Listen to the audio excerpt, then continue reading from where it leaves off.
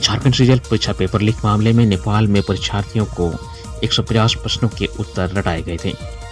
CGL परीक्षा की जांच कर रही एसआईडी को इस बात की जानकारी मिली है कि जिन 28 छात्रों को सीजीएल परीक्षा का प्रश्न पत्र लीक कराने के नाम पर नेपाल के वीरगंज ले जाया गया था, उन्हें परीक्षा का प्रश्न पत्र नहीं दिया गया, बल्कि यह कहकर 150 प्रश्न और उसके उत्तर रटाए गए थे कि यह प्रश्न परीक्षा में आएंगे। लेकिन इन 150 प्रश्नों में कुछ ही प्रश्न परीक्षा में आए थे। इसके एवज में छात्रों से लाखों रुपए की वसूली की गई थी। एसआईडी और अधिक जानकारी जुटाने के लिए आईआरबी के एक अन्य जवान सहित कुछ अन्य लोगों की तलाश कर रही है। इस केस में गिरोह के सरगना और आईआरबी के जवान सहित 10 लोगों की गिरफ्तारी के बाद एसआईडी को आरोपियों से पूछताछ में जानकारी मिली थी कि परीक्षा का प्रश्न पत्र लीक करने के नाम पर 28 छात्रों को वीरगंज ले जाया गया था। वहां से लौटने के बाद उक्त छात्र परीक्षा में शामिल भी हुए थे। इसमें 8 परीक्षार्थी पास भी हुए थे। पास होने वाले में आईआरबी के जवान भी शामिल था। परीक्षा देने वाले आईआरबी के जवान के संपर्क में ही आकर अन्य जवान भी गिरोह में शामिल हुए थे।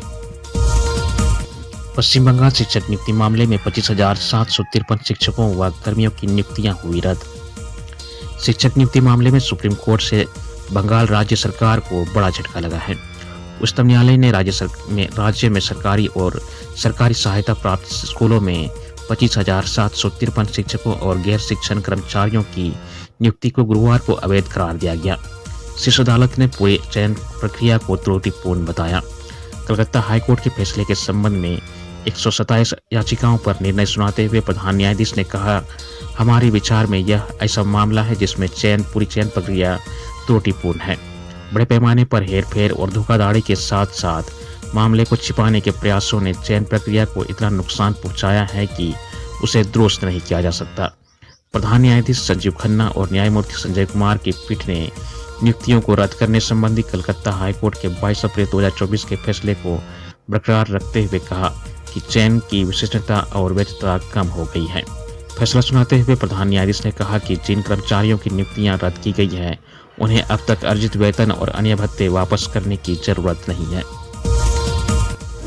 बोकारो में विस्थापितों पर हुई लाठीचार्ज से एक व्यक्ति की हुई मौत। बोकारो स्टील प्लांट में अप्रेंटिस का प्रशिक्षण लेने वाले विस्थापित युवाओं का आंदोलन गुरुवार की शाम हिंसक हो गया। शाम 5 बजे बैरिकेडिंग तोड़कर इस्पात भवन के अंदर प्रवेश करने की कोशिश करने पर वहां सुरक्षा में तैनात सीआईएसएफ के जवानों ने लाठीचार्ज कर दिया। घटना में 4 विस्थापित युवा घायल हो गए।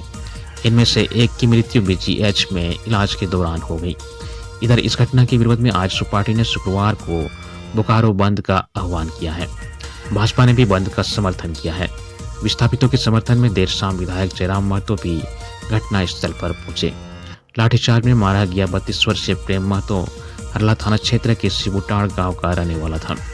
इससे पहले विस्थापितों द्वारा भी लाठी डंडा चलाने की बात कही जा रही है। इसमें दोनों तरफ के लोगों को चोटें लगी हैं। इस दौरान फायर ब्रिगेड की एक गाड़ी घटनास्थल से गुजरी। विस्थापितों ने गाड़ी रोक दी और सीआईएसएफ के वाहन के शीशे तोड़ दिए। इसके बाद सीआईएसएफ के जवानों ने पुनः बल प्रयोग कर लाठीचार्ज कर दिया। लाठीचार्ज के बारे में पूछे जाने पर बोकारो के उपायुक्त विजया जाधव ने कहा कि मजिस्ट्रेट नियुक्त किया गया है।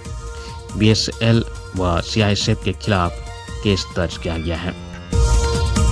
सरहुल में बिजली काटने पर हाईकोर्ट हुआ गंभीर।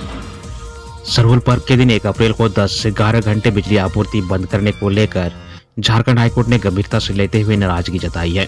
Chief justice M S Ramachandra Rao व जस्टिस दीपक रोशन की खंडपीठ ने मामले में स्वतः संज्ञान लेते हुए उसे जनहित याचिका में तब्दील कर दिया। खंडपीठ ने कहा कि इस बात पर कोई बात नहीं हो सकता कि आज की दुनिया में बिजली आपूर्ति एक आवश्यक सेवा है। सरहुल के दिन बिजली आपूर्ति बंद की गई थी।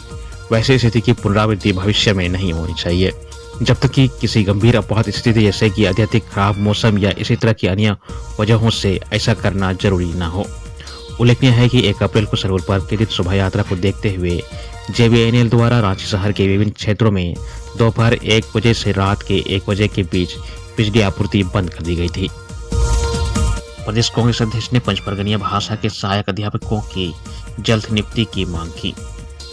प्रदेश कांग्रेस अध्यक्ष केशव महतो कमलेश ने झारखंड लोक सेवा आयोग के अध्यक्ष को पत्र लिखकर विज्ञापन संख्या 4/2018 द्वारा आमंत्रित नियुक्ति परीक्षा के तहत पंचपरगनिया भाषा के सहायक अध्यापकों की नियुक्ति अविलंब करने का आग्रह किया है। उन्होंने कहा कि झारखंड के 5 जनजातीय भाषा संताली, मुंडारी, कुड़ुक, हो व खड़िया और क्षेत्रीय भाषा में नागपुरी, खोटा, खुरमाली व पंचपरगनिया में सहायक प्राध्यापक की नियुक्ति के लिए आवेदन मांगा गया था। इस क्रम में सभी भाषा में साक्षात्कार व नियुक्ति की प्रक्रिया पूरी हो चुकी है, परंतु अब तक पंचपरगनिया भाषा में नियुक्ति के लिए साक्षात्कार का निर्धारण नहीं किया गया है। उन्होंने कहा कि एक ही विज्ञापन संख्या द्वारा विभिन्न विषयों की नियुक्ति परीक्षा आयोजित की गई थी, लेकिन सिर्फ एक भाषा के आवेदकों को छोड़कर अन्य भाषा के छात्रों की नियुक्ति प्रक्रिया पूरी होने से पंचपरगनिया भाषा के आवेदक स्वयं को उपेक्षित महसूस कर रहे हैं। पूर्व मुख्यमंत्री रघुवर दास ने कहा, वक्फ संशोधन आदिवासियों के लिए सुरक्षा कवच। झारखंड के पूर्व मुख्यमंत्री रघुवर दास ने कहा कि लोकसभा के वक्फ संशोधन विधेयक के दौरान झामुमो कांग्रेस जैसे दलों का चेहरा बेनकाब हो गया है कि वे आदिवासियों के कितने हिमायती हैं। वक्फ बिल में किए गए कई संशोधन झारखंड के संदर्भ में भी महत्वपूर्ण है। संशोधन बिल के कानून बनने के बाद आदिवासी क्षेत्रों में 5वीं और 6ठी अनुसूची के तहत वक्फ संपत्ति घोषित नहीं की जा सकेगी। इस संशोधन से आदिवासी समुदाय की मूल संस्कृति और संवैधानिक अधिकारों का भी संरक्षण हो सकेगा। लोकसभा में इस संशोधन विधेयक का झामुमो ने विरोध किया है और इस बिल के विरोध में मतदान किया है। सदन में बिल के दौरान किए गए विरोध के बाद झामुमो का आदिवासी चेहरा खुलकर सामने आ गया है।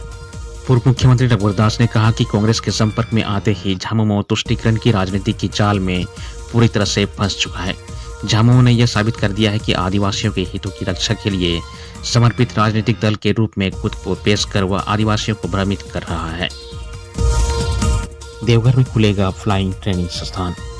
लोकसभा में गुरुवार को गोड्डा सांसद डॉक्टर निशिकांत दुबे की मांग पर केंद्रीय नागरिक उड्डयन मंत्री के राम मोहन नायडू ने देवघर में फ्लाइंग ट्रेनिंग ऑर्गेनाइजेशन खोलने की घोषणा की।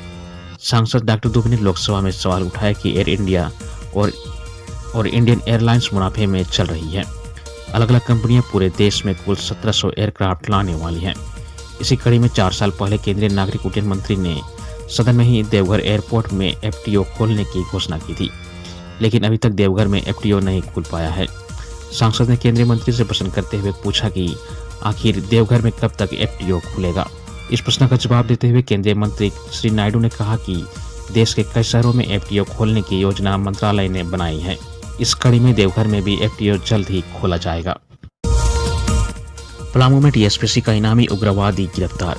पलामू जिले के नवा बाजार थाना क्षेत्र के तुरीदाग पहाड़ से टीएसपीसी का 1 लाख का इनामी नक्सली चिबलाल यादव उर्फ रमेश यादव को पुलिस ने गिरफ्तार कर लिया है। गुरुवार को अभियान एसएसपी राकेश सिंह ने इसकी पुष्टि की। उन्होंने बताया कि सूचना मिली थी कि टीएसपीसी कमांडर शशिकांत अपने दस्ते के साथ नवा बाजार थाना के तुरीदाग पहाड़ के आसपास में ईट भट्टा चलाने वाले से लेवी वसूलने आ रहा है।